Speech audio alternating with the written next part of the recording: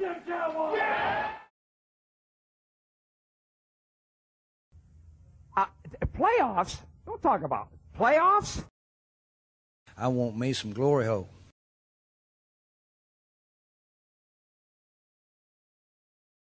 Oh, yeah!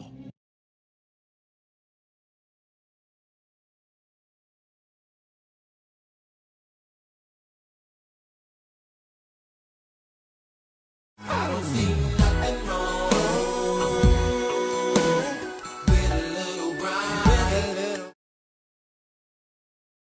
Hey, this is Dark Avenue, and remember, every legend was once a prospect.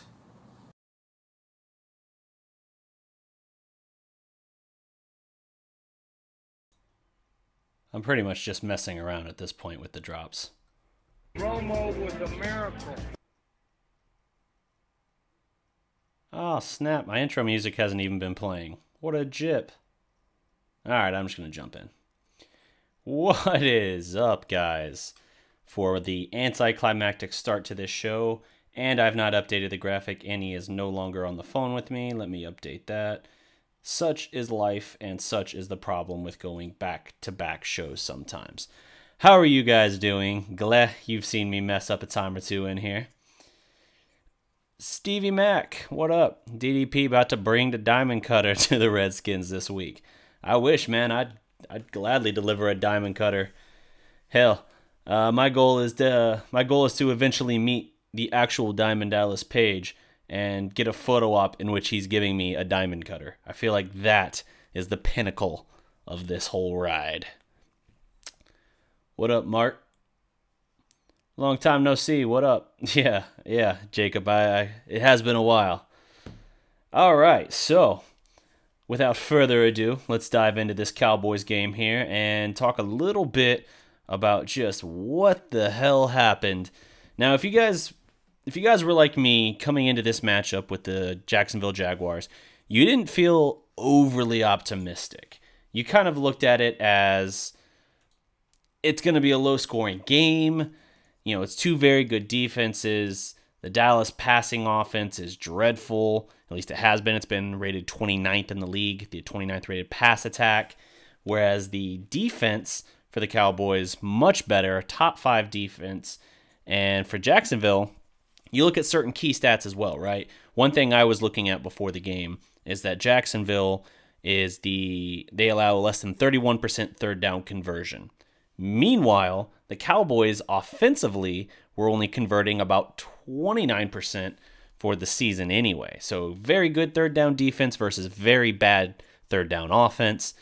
It looked like a recipe for disaster for the Cowboys because you looked at it and said, okay, you're going to have the best pass defense in the league in Jacksonville go against one of the worst pass attacks offensively in the league. How are you going to win that game? All that Jacksonville has to do is stack the box against Zeke and keep him contained, kind of like Houston really did for the most part the week before. In theory, that's how it should have played out, but that's not how it played out. And that's the story that everyone's talking about here. What was it that caused this game to go the way that it did? Why did Dallas win 40-7? For added context now, Dallas's defense is now averaging 17.2 points against per game. So they are one of the best scoring defenses in the league. In fact, second to only the Baltimore Ravens. Now, that's going to help your average when you only give up 7 points in a game. But man, oh man, it was just stellar watching this team the way it came out and performed. And, you know, credit where credit's due, Dak gave me 2 heart attacks on that opening drive with bizarre fumbles where he just drops the ball. Both times, thankfully, the ball hops right back up into his hands, and he keeps the drive alive. We ultimately cap it off. So Dallas jumps up. What we've seen in the 2 home games for Dallas is Dallas comes out quick, rattles off 10 quick points. That's what we've seen through their 2 home games. On the road, it's been the complete opposite. On the road, Dallas has scored only 1 touchdown in each road game. That's how bad it's been on the road. 0-3 on the road, now 3-0 at home. So Dallas, in those 2 home wins prior, They score 10 quick points, and then the offense really just kind of sputters again. Now, they win those games, but the explosive plays are suddenly gone in those games. And that was not the case this particular day. They pretty much did what they wanted. Dak Prescott sets the most rush yards for a Cowboys quarterback since 1971. Roger Staubach, when he went for 90. Dak goes for, I think, 82. I heard 81 at one point. But Dak goes for approximately 82 yards rushing on just 11 carries. First of all, I say just 11 carries for the record. That's a career high in carries for Dak. Dak usually averages only about 4 carries per game. So the fact that he got 11, and I think 7 of them I want to say were just scrambling. 4 of them were designed. Dallas still doesn't design a lot of runs for him, but he makes something out of nothing. And when you have him able to get out in space and make things happen, you're playing him to his strength. And if you're going to get the best Dak you can get, you have to do that. It's not rocket science. So one thing I loved early on, you saw Dallas converting 3rd and longs, which is not this offense's MO at all. They convert a 3rd and 9 on a 27-yard strike to Michael Gallup. Great contested catch by Gallup. Nearly had an even better catch the next drive with that touchdown that gets overturned. He ultimately couldn't quite get that right foot down. It banged against the back of his left leg and prevented him from getting a foot down. So it's one of those things where it didn't get Dallas down. The next play, I think it is, Dak goes 17 yards to the house himself anyway, which is his longest rushing touchdown of his career. 13th overall, first of this season for Dak on the ground. So Dallas jumps out. And then it just turned into the Cole Beasley show, man. Cole Beasley, he has been much maligned this year, and part of it rightly so. Now, at Houston, he didn't get targeted for the first time until overtime, which is just absurdly bad. So it was awesome seeing him really worked into the game plan much better this week. Cole Beasley does something no Cowboy receiver has done since November of 2016 when Dez Bryant did this. And that is getting 100 receiving yards plus at least 1 touchdown. Now, it was a couple weeks ago, I think I wrote about this, or at least it was a footnote in one of my articles, talking about how since Dez had done that at Pittsburgh, 17 or 117, that's what it was, 117 other instances around the league had occurred of that, where a guy had 100 yards and a touchdown. And so it was just mind-boggling that Dallas couldn't put that together themselves.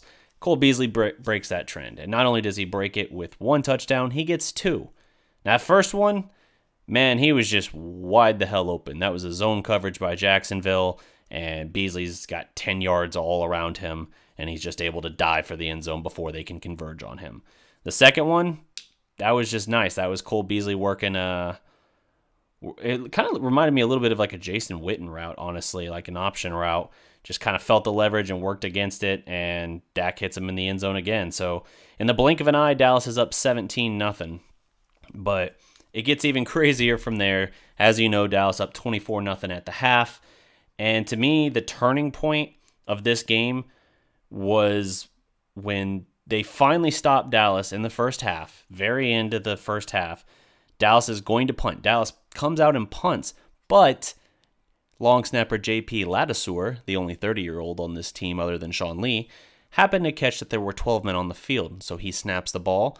Dallas gets a 5-yard penalty in their favor, which converts to an automatic first down. Dallas then goes down the field, scores again. Now all of a sudden, it's like, holy crap, it's 24-0 against the top-rated pass defense in the league. So insane there. Dallas scores on every offensive possession of the first half. Yes, they do get stopped a couple times in the third quarter, but even then, the momentum didn't stop. They had 4 straight scoring drives in the second half, too. So, now that I've been prattling on for a few minutes here, let me do a roll call here. Gale in the house, Stevie Mac, Jacob Perkins, Mark, what's up? Young Onyx, what's up? Cow Goats, I like it. Mark Holmes just dropped a video. Garrett probably about to be extended. Ah, awesome. We'll see. We'll see if that's what ends up happening. But if they extend Garrett, man, that does not make me happy. at all. I think Garrett and the coaching staff is part of the problem. But we'll see.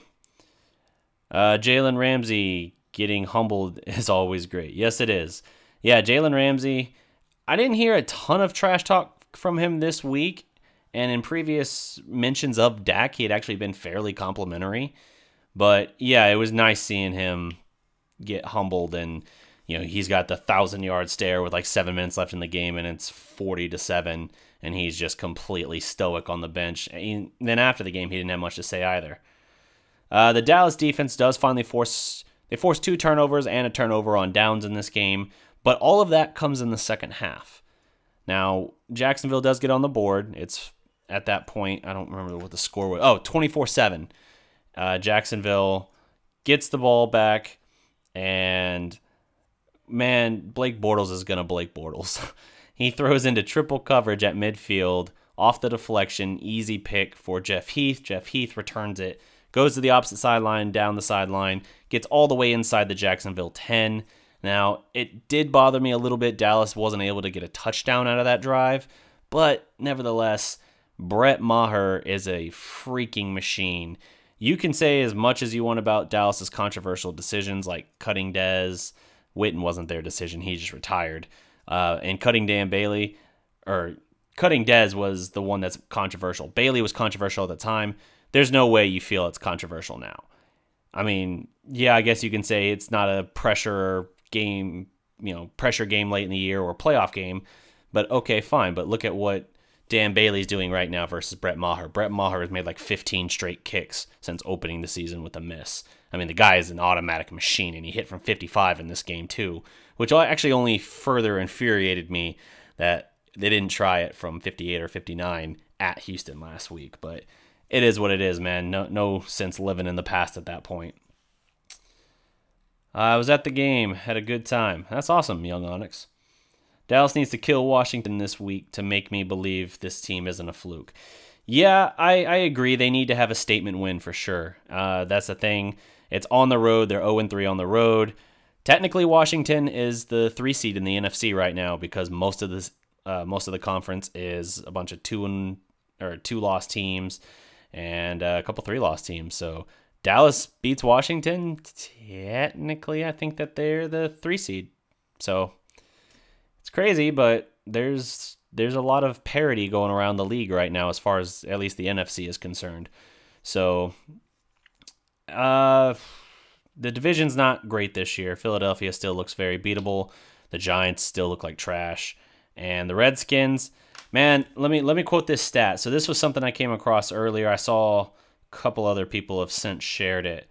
The Washington Redskins are 1-1 in their last 2 games, 2-2 in their last 4 games, 3-3 in their last 6 games, 5-5 in their last 10 games, 6-6 in their last 12, 7-7 in their last 14, 10-10 in their last 20. Oh, I can keep going. They're 16-16 in their last 16-16-1 in their last 33. They're 18-18-1 in their last 37. They're 28-28-1 in their last 57 games.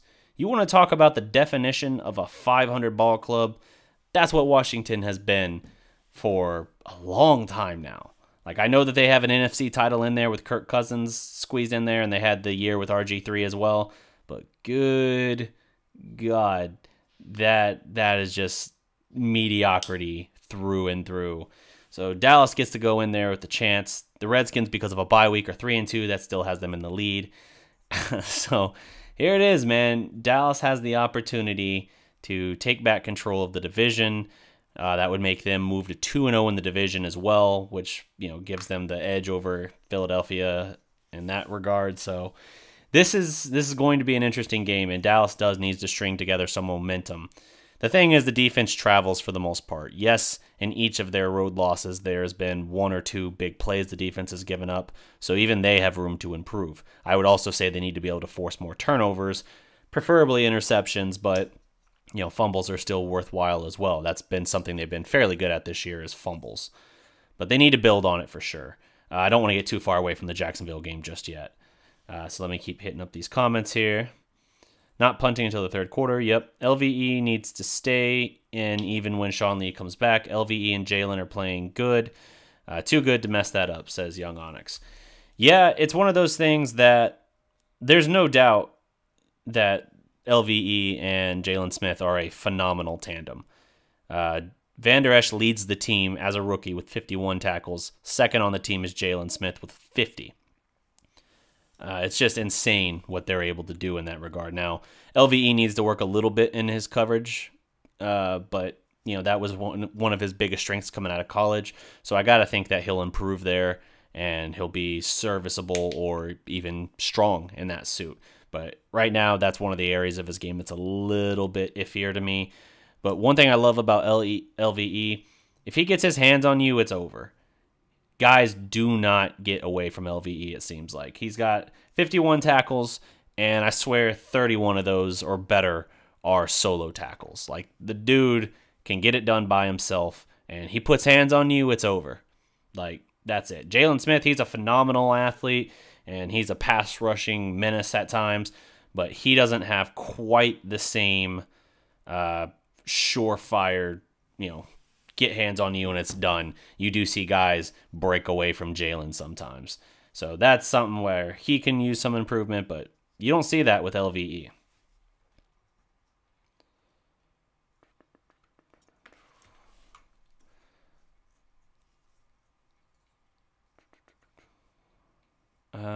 Hold on one sec.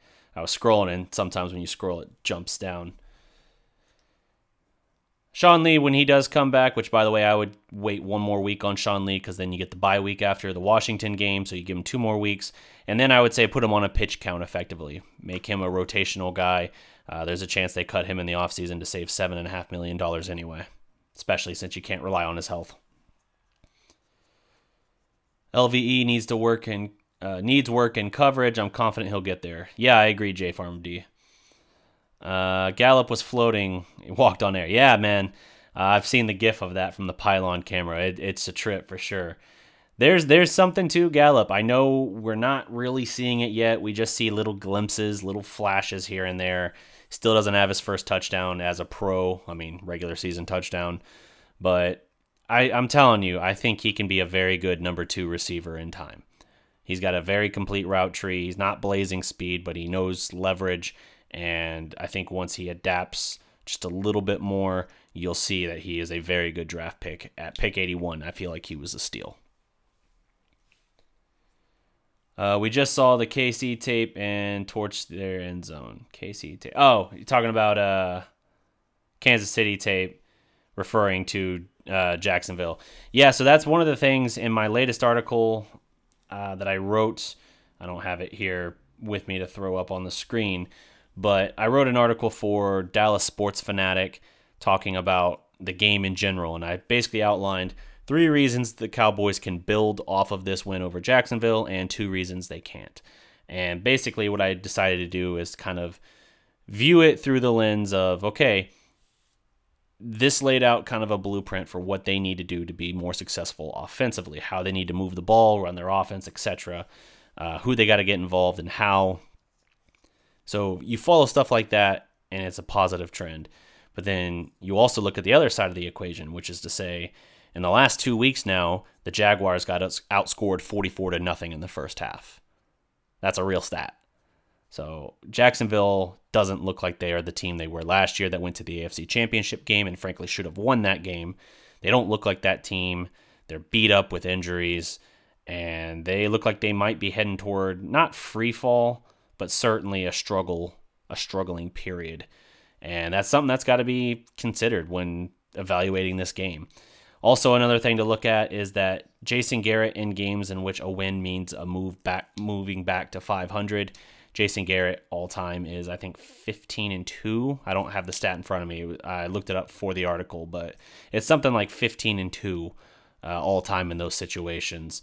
And so from the trend purpose, it was in his favor for Dallas to win. Now, to win like that, no. But again, I detailed the other potential issue with that might kind of undermine how impressive the win was for Dallas and if it's a turning of the corner or if it's just a kind of anomaly. Like Kansas City was an interesting footnote from last year because it was the best game of the team played all year. It looked like the most like the 2016 Cowboys, and we came to find that it was fool's gold. is this that game? Now, it's earlier in the season, but not by much. So, something to consider. Jags got exposed playing zone corners and man coverage. Beasley was killing Patman in practice, so I couldn't believe they would leave him on man. Yeah, I agree. Beasley was murdering them. And that's the thing. Dak threw for only about 180 yards, and the thing people always want to measure him by at the minimum is 200 yards. Like, did he throw for at least 200 yards? Dak controlled that game. 82 rush yards, 180 pass yards, so 260, I think, 5 yards total offense from Dak, 3 touchdowns, no picks. When Dak, I should say, has a QBR of 95 or better, Dallas is 20-1. So that's, and by the way, I think that one loss was the playoff game against Green Bay, ironically. But that's what you're working with. And Dak controlled that game, but again, do the math. Cole Beasley had 101 receiving yards. Dak had 180. What does that tell you about the rest of the team? It was the Cole Beasley show, and Jacksonville never really adapted to it for some reason. So, I don't know. That's a weird game. It was very weird looking at the Jaguars bench, and really only Barry Church, the former Cowboy, seemed to have any real fire or passion. So, it really, really interesting, I thought. Tavon is out this week. Is that a big loss? It's a loss because it's a weapon, but he's been having a rough few games here anyway. He's had several drops, it seems like, since the Detroit game. Dropped what should have been a touchdown against Detroit. Had another costly drop or two I can think of as well. So one of those Dak interceptions at Houston was off of his hands. A little high, but again, you're an NFL receiver. You should come down with that, especially given the kind of clout and money that he has. So that, yeah, he's having a rough stretch here. It's a loss just because it's a weapon that you're now without for your offense. And Bryce Butler's also been dealing with a groin, I heard. But I imagine Butler probably is still playing this game. So you'll finally probably get your first look at Bryce Butler actually getting to contribute to the offense. So that'll be interesting to see what he can do now. And if he can kind of help take the top off the defense a little bit. He's obviously a much bigger target for Dak to aim for going deep than Tavon Austin is. Barry Church was yelling at them on the sideline. Not sure if they showed it in broadcast. I don't know that I think I saw it on the field. I don't know that I saw it on the sideline, but I heard Romo mention that Church seemed to be really the only guy showing a lot of urgency. And we actually deferred. Wow. Yeah, that's actually, I think the second time, Detroit game, they also did that. It's awesome. They need to. That should be common sense. I shouldn't have to celebrate that decision on their part. Hire Jerry Jones as head coach. That won't go well. I'm surprised Jalen Ramsey didn't run to the Cowboys room yelling, "Come get me." That would be funny. They had their chance to get him. They took Zeke. Ramsey actually said something to Dak after one of his runs. It looked like it was something nice based off reactions.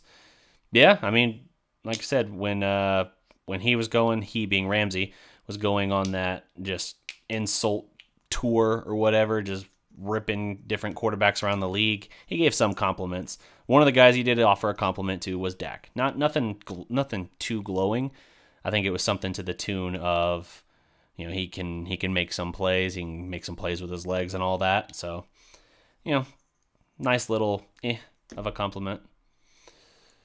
Maher, 14 of 15. Gotcha. Okay, so 14 straight. Ramsey, oh, you got that. Maher's a better leg than Dan Bailey. Maher can hit from 60. Yeah, his career high now is 55. He's got the strength to do it, but you have to take into consideration when you're kicking from that long, to get the distance, you have to kick at a lower angle, which means it's more likely to be blocked. So that's something to really consider. That's why leg strength is so important. Could he do it? Yes, he's done it in practice. I think he's kicked from like 62 or something in practice as well. But that's off a tee and with no line to have to kick over, let alone outstretched arms. So something to consider there. But I do respect his leg, and his accuracy has been phenomenal, I think. Packers about to tie the game with 2 minutes left. Yeah, that's Aaron Rodgers. Jalen Smith and LVE going to be Pro Bowlers this year. LVE is a top 3 in NFL in tackles. Yeah, they're definitely going to be in the running. And Dallas, health permitting, has a very, very formidable linebacking duo. And that's why if they can put Sean Lee on a little bit of a pitch count and kind of make him a rotational guy for them, I think they'll be even better. Like, whether it's just this year, like the rest of this year, or this year and next year as well, there's a lot of value to be had there. And you've shown now for the first time. So since Sean Lee was drafted by the Cowboys, I think this was the first time that since he became a Cowboy in 2010, that in a game he missed, the defense held the opponent to single digits. Historically, Sean Lee out of the game, defense terrible. That's what the formula has been for Dallas, especially the run defense. But it's not the case now. Between Jalen Smith, who took a big step forward this year, and Leighton Vander Esch, who, he had some struggles early on in training camp, a lot of which was due to injuries. But, man, that dude's got it. And I'll be the first to admit, when they drafted him, I was not happy about the pick. I wanted Harold Landry. I wanted, this would have required trading up, but I wanted Derwin James, guys like that. Now, Defensive Rookie of the Year looks like a race between Derwin James and Leighton Vander Esch. Ironic. Jeff Petit, what up? Maybe. I don't know what you're saying maybe to. What will the weather be like during the game in Washington? Man, I don't know. I haven't looked out a week ahead yet. I'm sure it'll be cold, windy, crappy. LVE is just Sean Lee before he got hurt, but LVE is bigger. He doesn't have the injury. I mean, his neck is apparently not the threat and the red flag that I thought in the draft process. So that's good. Yeah, that might not be a bad depiction. I think he's a better tackler. Sean Lee is more, I think Sean Lee is more technically sound, but I think LVE is more country strong, if that makes sense. He gets hands on you, you're down. I mean, he overpowers guys a lot of times.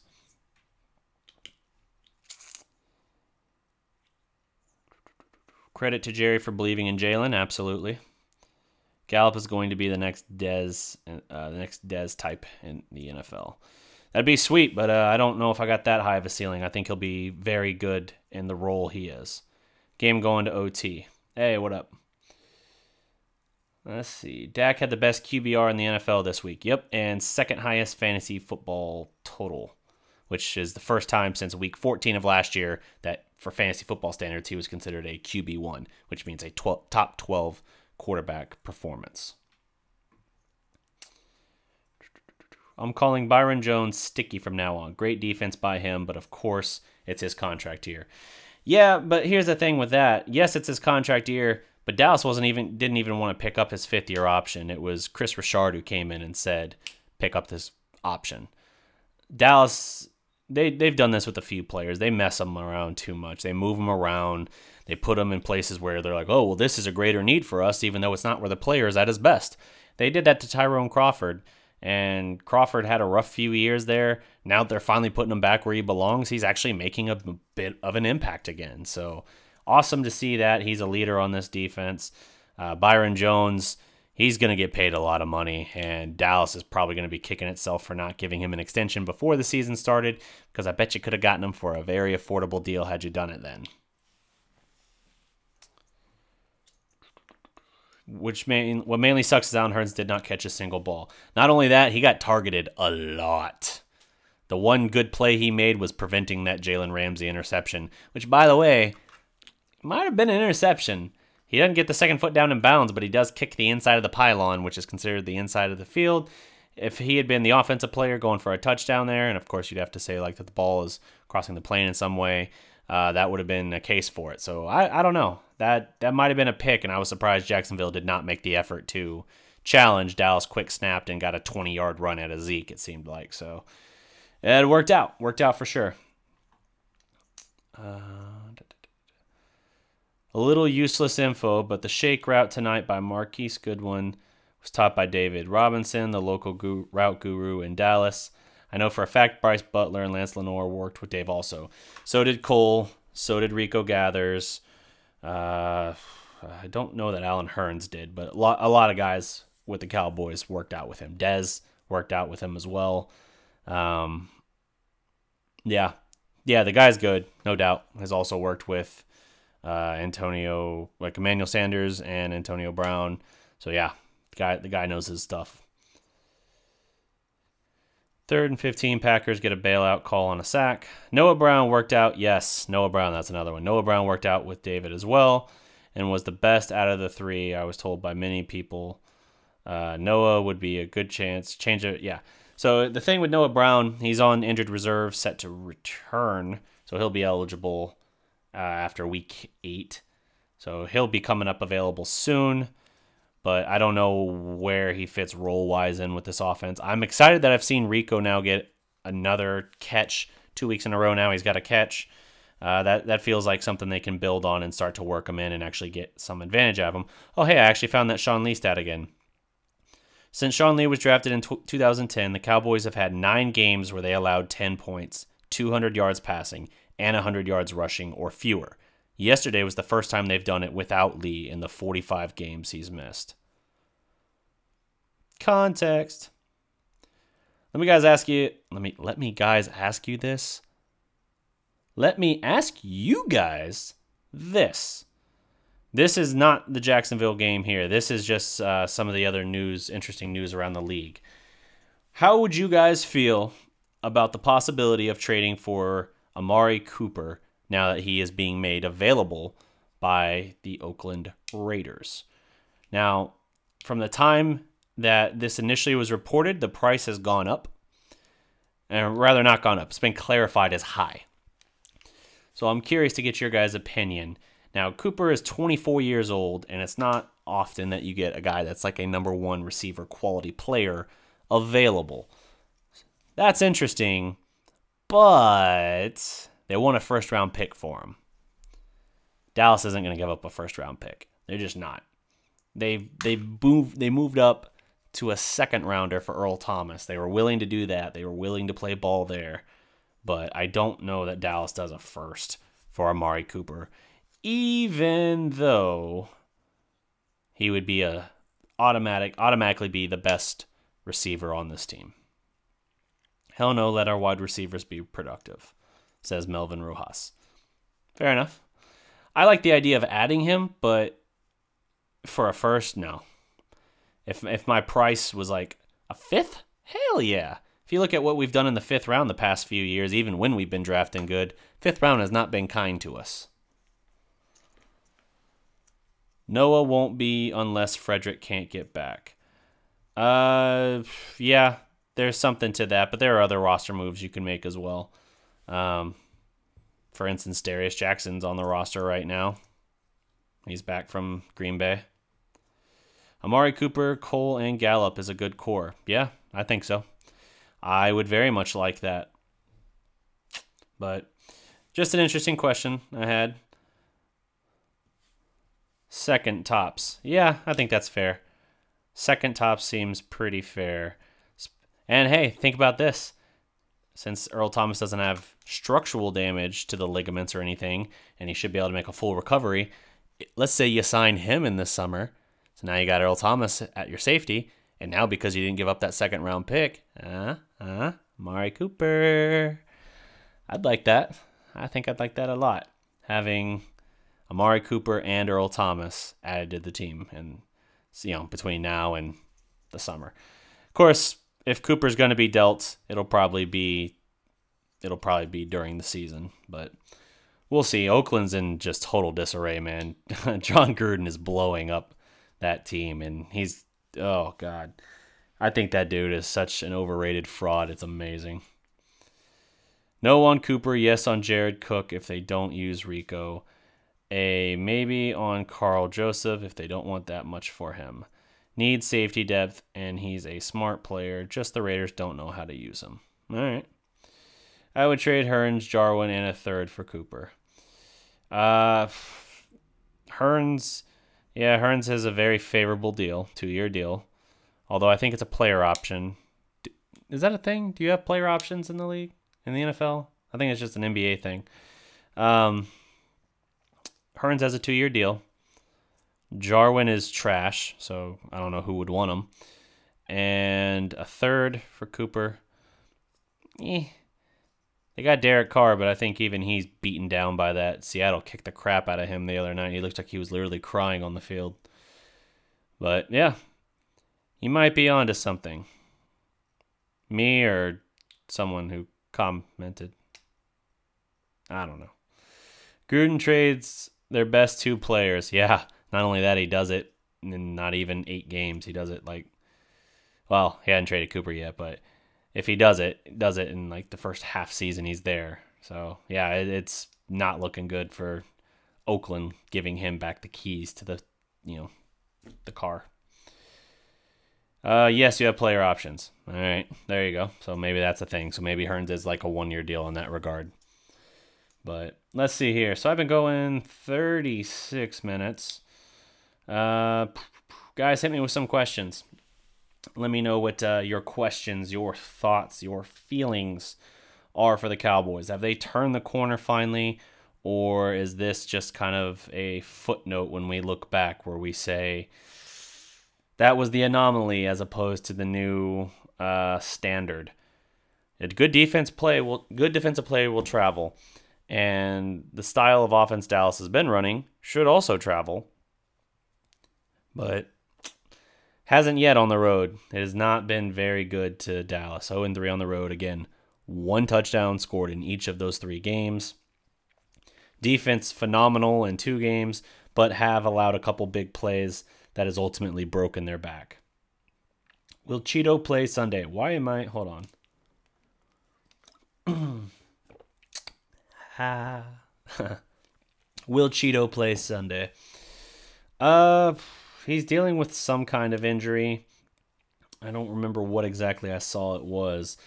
It was something where they didn't think it was too serious, but he is dealing with something. I think it's like an ankle or something. I'll look it up. What about Carl Joseph safety? I have interest. I would be curious to know what the price is, but I have interest. Do you fear the Redskins offense with check down Alex and AP? First of all, it's AD all day. I'm a Sooner fan, so I'm always going to correct that. Do I fear the Redskins? No, I don't. I really don't. I mean, the thing is, the league is so week to week. I mean, the Redskins got throttled by the Saints a couple weeks ago, but then the Cowboys just throttled the Jaguars yesterday. Does that mean for sure that Jacksonville is a terrible team and that Dallas is a actually much better team? Did they magically figure out everything and now they'll have 0 problems the rest of this way? I don't know about that. What happened to Cheeto? He got banged up. He got benched in the Houston game, and then I think he's been dealing with some kind of nagging injury. Let me look up their injury report. Loading. I can't take the Redskins seriously. Yeah, I don't either. They're okay. If they had health permitting, I think Juice is a good running back for them, but it's not the same setup. We're 6-0 at FedEx the last 6 years. Interesting. That's old. No. It's a good thing I don't have AT&T since like all of Dallas-Fort Worth has that outage due to that. That's an old injury report. I need an updated one. That's a good stat though. 6-0 at FedEx Field the past 6 years. I didn't realize the trend had gone quite that far, but I knew that we have been doing well there. Yeah, because even when they beat us in 14, it was at AT&T Stadium. The year they won it, I guess we split. That can't be right. Are you sure it's 6-0 the last 6 years? Including the year that we went 4-12, 15 in 2015 we won there. It's hard to get straight answers about injuries out of the Cowboys. How is the Skins O-line? Fairly beat up as well. It's not like it was last year when we faced them, but their line's all right. They've had their share of injuries and they've had to move some stuff around, but I think the Redskins are in a pretty good situation there. Cheeto is an ankle. Limited in practice Wednesday, Thursday, and Friday. Game status is listed as questionable. So there's that. You also have Cole Beasley with an ankle, Taco with a thumb, Malik Collins also limited. But hey, Collins had a hell of a sack in the game. If he could just stay healthy, he brings something to this defense so good and so underrated. The problem for him has just been health in his brief career. Randy Gregory's dealing with the knee. David Irving, no injuries reported for him. Obviously, D-Law is the big one with his shoulder. He has like a torn labrum or something like that, and he's just been playing through it the last 2 years, which is kind of crazy. I guess he was afraid of getting surgery on it in the off season because it was going to be a longer rehab, and he knew he was going to be franchised or something. I don't know. It's crazy, though, that you got a guy playing through a torn labrum in a position like that. That's just so brutal.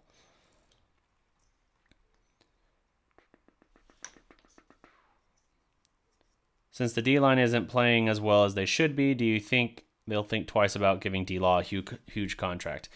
No, I don't think they'll think twice about it. I think they realize he's the closest thing to a quote-unquote war daddy they have. If you look at most disruptive players around the league with regard to defensive lines, DeMarcus Lawrence is right up there with the best of them. So D-Law is great. David Irving coming back only makes the line better. It's no coincidence that Randy Gregory got his first sack of the season as soon as David Irving came back, and it made it even easier for him to get some more pressure because of the matchups he was facing at that point.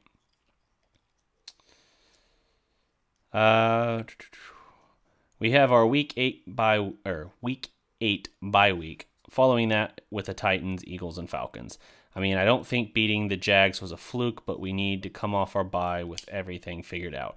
Absolutely agree. This is where you need to string together wins because you're facing the NFC South this year, which is a brutal matchup. 3 of those 4 teams made the playoffs.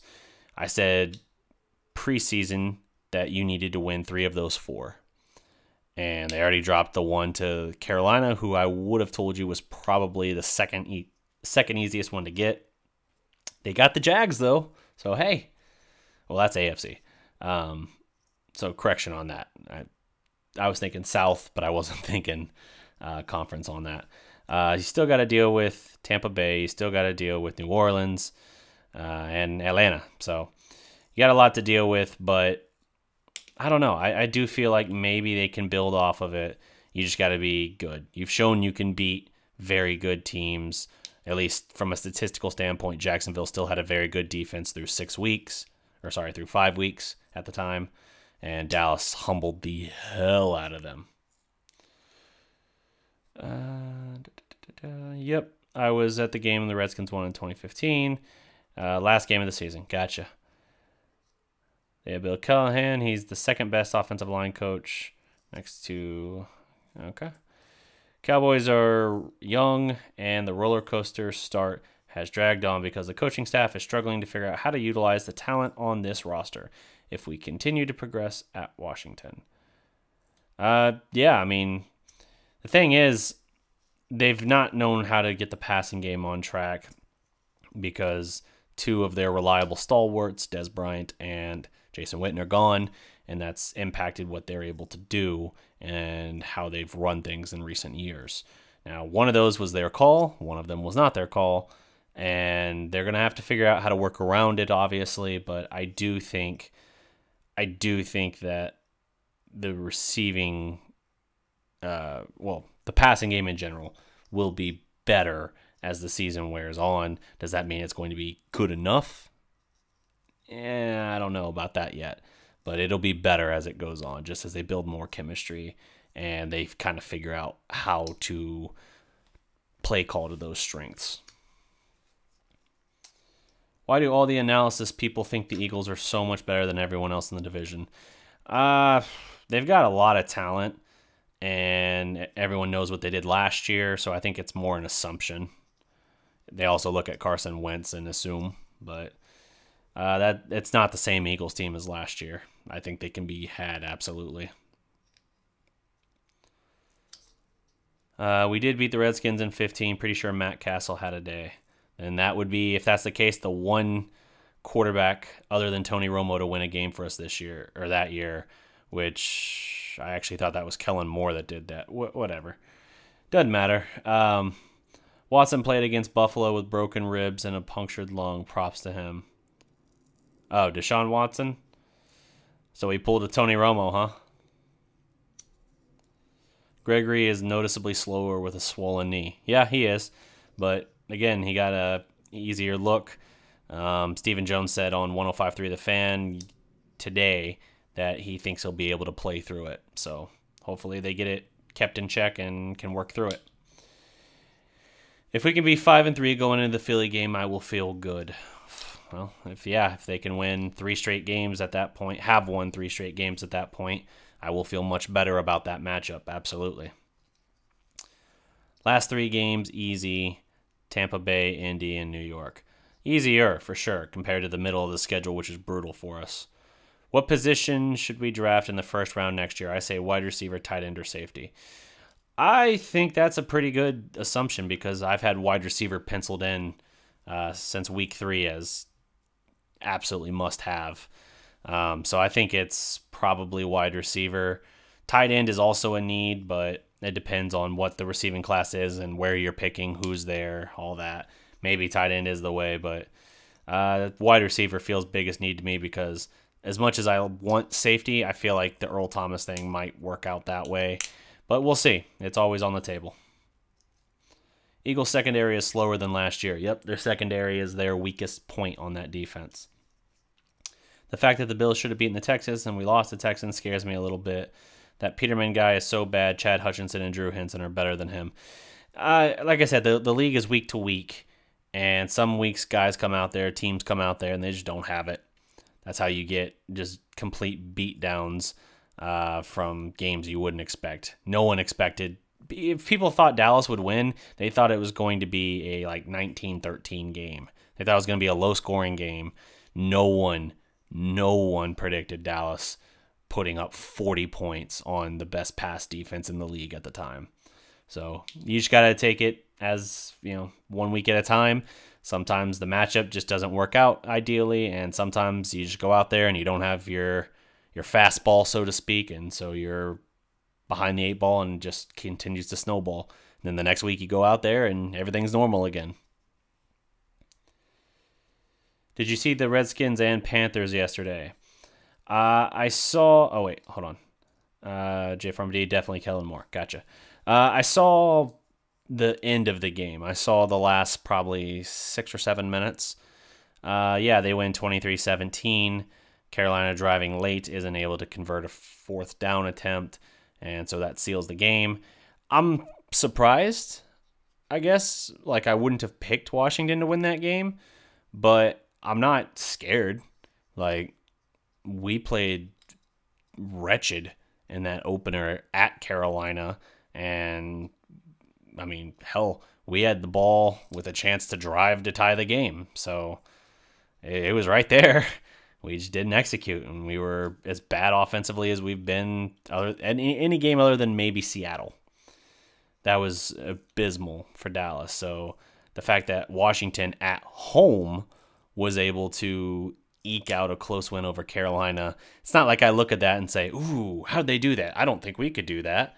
I think we could do that. I think if it had been, if we were matching up with Carolina now instead of when we did, and if it had been at Dallas instead of in Charlotte, I think Dallas would have won that game.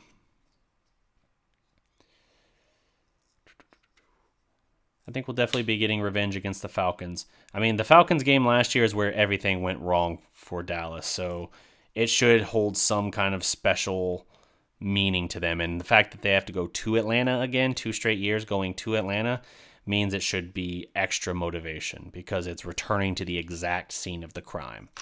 So we'll see, but they should be in Atlanta's 2-4 on the year, 2-3. Is it 2? No, they're 2-4 because they were 2-4 on the year. They've got weapons, but Julio Jones has like 700 receiving yards and no touchdowns this year. Like, it's bizarre what's happening there.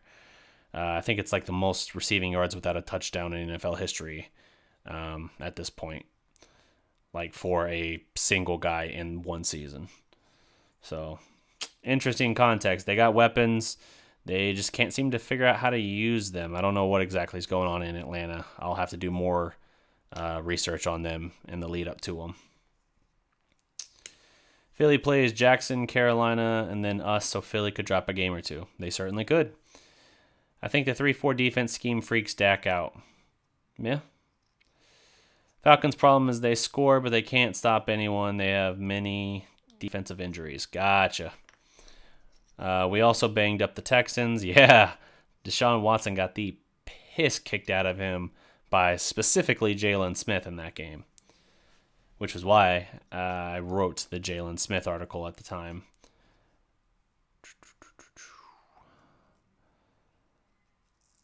It was more Panthers playing bad.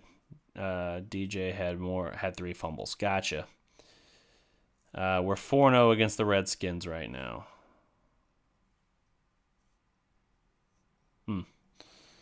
If the Falcons don't have the safeties back by the time we play, then we'll have a chance. But their offense, when healthy, will be a tough matchup for our defense. Next Monday Night Football is going to be a shit show. All right. Cool.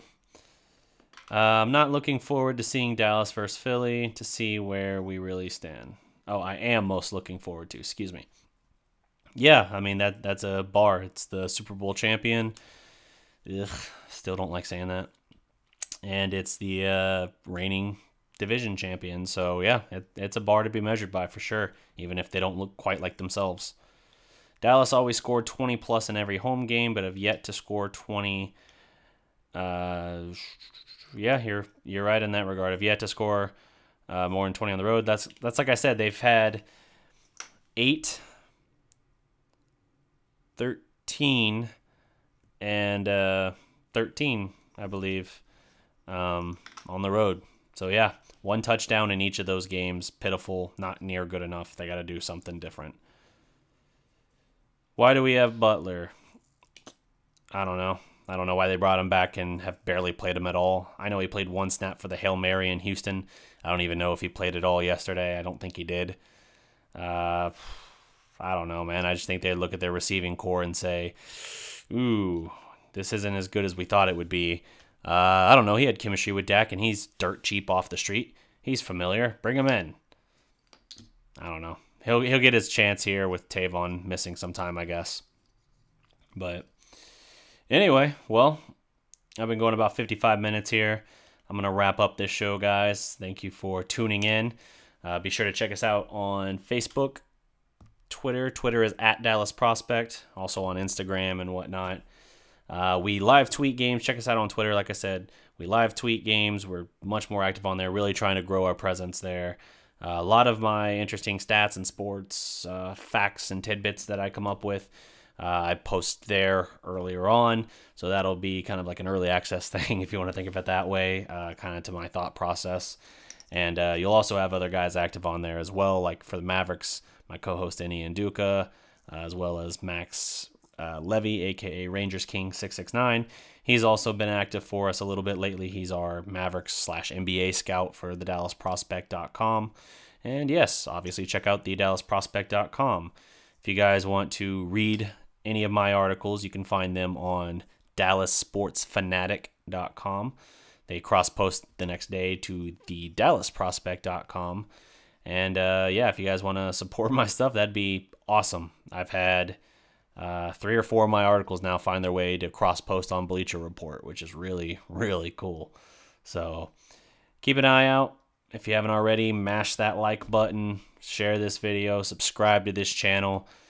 We're going to put out Cowboys, Mavericks, college football, all kinds of content all the time.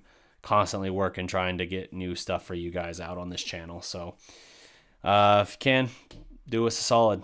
Do those things and tune in for future shows. Just remember, above all, every legend was once a prospect. Salute.